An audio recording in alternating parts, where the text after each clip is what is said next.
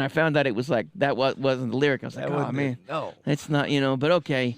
I will say though, Kalichi is also really, really pretty obscure too.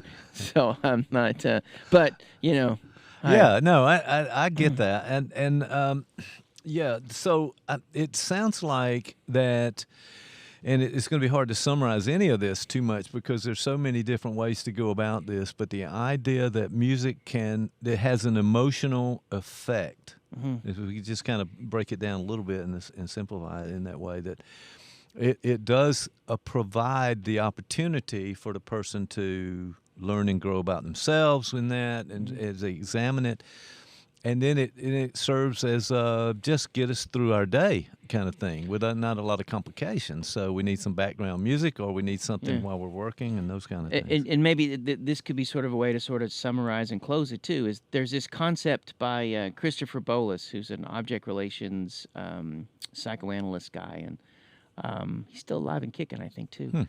And he talks about aesthetic objects, and he said that an aesthetic object is an object that contains our unthought knowns. So it articulates parts of us that we haven't articulated in language. And so the music we like, the things that we surround ourselves with, you walk into someone's office, it sings with aesthetic objects. And so if you glance around the room, you know things about the person that they don't know because they've just found, right?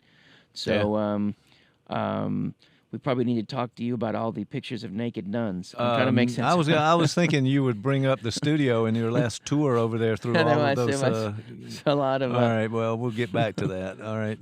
But no, no photos. No, not here. No. But to clarify. So it could be that even the music that we use for mood enhancements, or the music that we lean into for some sort of heightened aesthetic experience, whatever the case may be, they're all aesthetic objects that in some way articulate parts of ourselves. And maybe that's the most important part. And just like what therapy does, it creates a space for you to begin to articulate and put things into words that you haven't before.